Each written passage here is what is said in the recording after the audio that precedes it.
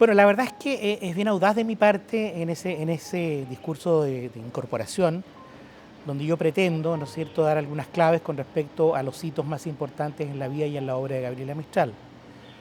Por cierto que uno falla siempre en el intento, tratándose de un personaje tan profundo, tan intenso como Gabriela Mistral.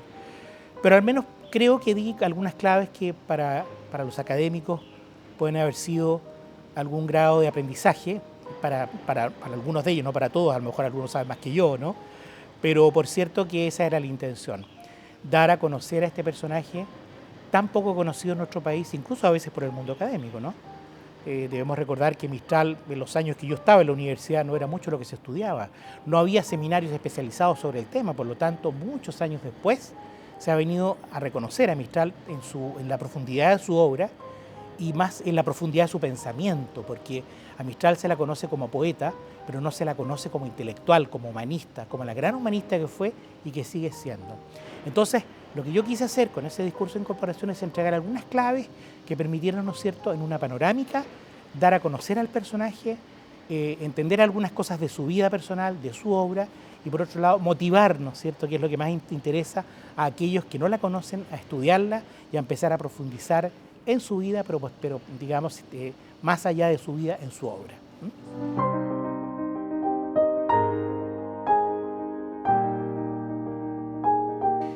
Bueno, para mí haber sido incorporado en esta docta corporación, ¿no? Es un privilegio y es un honor. Es un privilegio y un honor por varias razones. La primera de ellas porque muchos de mis profesores fueron parte de esta academia y algunos siguen siendo parte, porque están vivos todavía y activos, y muy activos.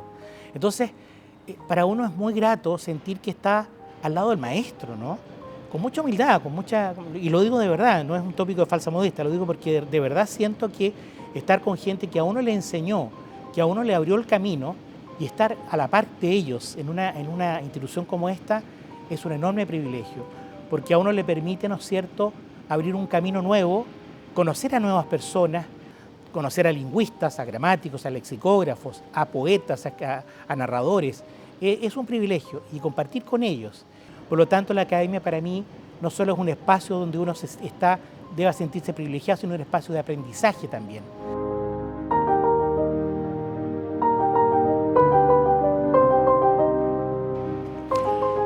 Bueno, en la medida que uno se va incorporando en el quehacer diario de la academia, va entendiendo que la academia es mucho más que un conjunto de personas que se reúnen a hablar sobre el idioma, es mucho más que eso. Hoy día la academia está inserta en la sociedad civil de manera completa. La academia tiene participación en muchos ámbitos de la sociedad civil, en el mundo público y en el mundo privado. Basta con nombrar, por ejemplo, los tremendos aportes que hace en lo que significa el lenguaje claro, ¿no?, en el Poder Judicial, por una parte, con comisiones que integra la academia. Lo que significa que en la prensa tengamos, ¿no es cierto?, las notas idiomáticas que permiten de alguna manera proponer, no imponer, proponer el buen uso del idioma.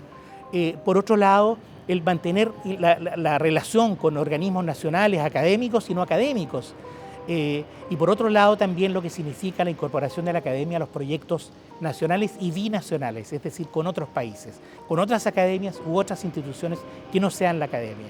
Entonces, desde ese punto de vista, creo yo que la academia hoy día está haciendo una tremenda labor social, porque así es, y por otro lado, porque se integra a lo que corresponde hoy día, o sea, que las organizaciones tengan presencia, porque en la medida que tienen presencia, tienen futuro.